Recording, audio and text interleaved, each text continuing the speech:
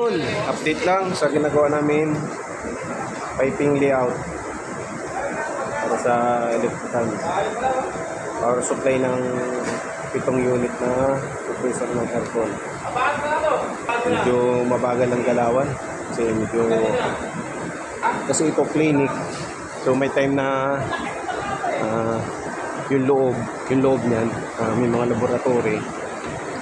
Saka may yung mga estudyante dyan nagpapacheck up. So pag nagdi-drill kami rito, pag natatapat dyan sa may mga bintana katulad niyan, lagay kami ng support yan. So yung iba dyan pupis, so minsan pag pinapa-stop pag drill, stop muna ng pag-drill, pag-barina, kasi pasok na pasok yung ingay ng barina sa loob. Kaya may time na nahihinto kami sa paglalagay ng mga mga support. So yun,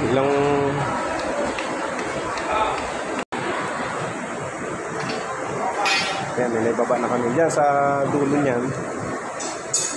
So, breaker na lang yan. Lima 3R, katulad yan. Yung breaker na yan. Lima 3R, pang outdoor. Yan.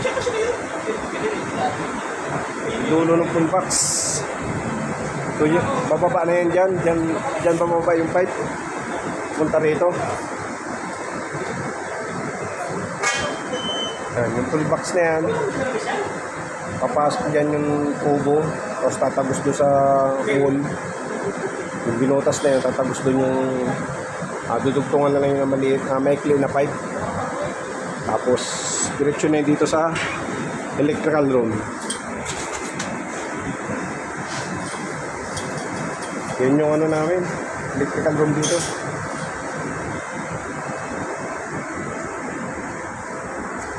So medyo lang yung loob. Medyo maliit lang yung space. So, dito. Ayan. So maganda na yung power supply dito. Gawa ng naka-upgrade na kami. Ayan.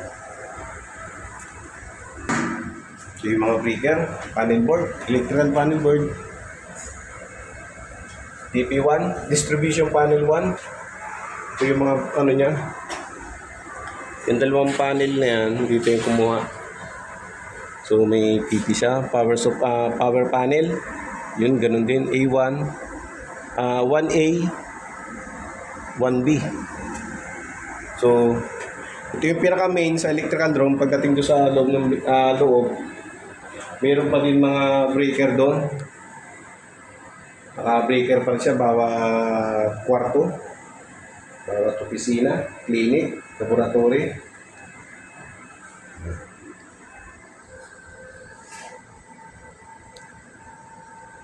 Yan. MCB. Breaker pa rin yan, guys. Buksan natin para kita natin loob. Ayan. So yan guys, ganyan kalaki yung breaker namin dito. Ilan siya? Tingnan natin. Ilang ampere ito? Tingnan mo daw? 500? 400 ampere. 400 ampere. 3-phase. Medyo hindi natin siya masyadong yun kasi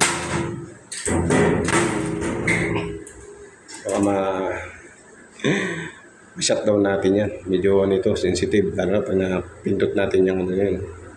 Patrigger natin yan. Shutdown itong buong ito, clinic.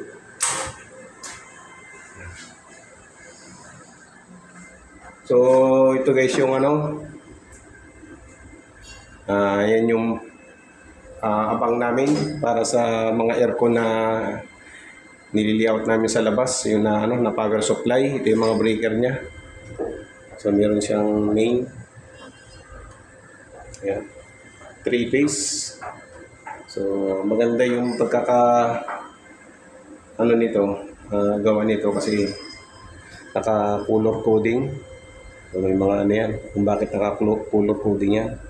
So sa mga sunod natin susunod na video, i-explain ko kung bakit ang electrical sa mga wiring, paglilinya, may ginagamit na color coding. Nabanggit ko na rin yan sa mga una kong video. Ito yung branches, branches ang tawag nito. 3-piece siya rito. 3-piece, tatlo yung pagkukunan ng linya. Line 1, line 2, line 3. Pero yung branches niya, single phase lang. Line 1, line 2 lang. Branches ang tawag natin dito. Sa na to? Mga breaker na to. Yan. So wala pa siyang wiring, Medyo manatagalan pa kami. Gawa nga ng hindi pa kapag-tuloy-tuloy ng pag-layout ng pipe. So yan lang muna.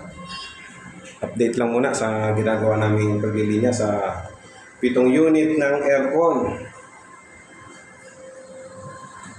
Maganda na yung medyo maliit lang yung electrical room pero maganda. Maganda na, hindi katulad ng dati. So ito yung mga lumang breaker. Dito yan. Kita nyo naman. Kung hindi ako nagkakamali, yung breaker na yan, 1950 pa. 1950, 1960. Tinayo itong clinic na to. Matagal na to. 50 years na may higit ito. So yan yan. Yan yung mga sinaunang breaker. So dito kasi sa university na ito, sa USD, mga taong 1950, 60, 70, ilan pa lang yung building. Kasama na itong clinic na to. Kasama sa mga lumang building dito sa university. Yeah. So maganda na yung dito, upgrade na. Ito na yung mga bago ngayon sa lahat ng mga building. Ito na yung mga nilalagay na mga power supply. So ang tawag natin dyan ay so ayan guys, ang tawag natin dito ay bus duct. Yan yung nauuso ngayon. Yan yung mga sa halos lahat ng mga bagong building dito sa Metro Manila. Ganyan na yung ginagamit. Bus duct ang tawag dyan. Ito yung pinaka on off nya. Natin pwedeng buksan.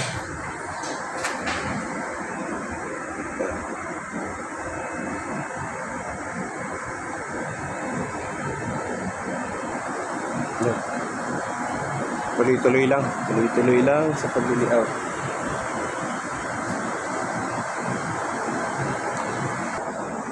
So yun muna guys, ang update dito sa ginagawa namin. Maraming salamat sa panunood ng aking mga video. Salamat.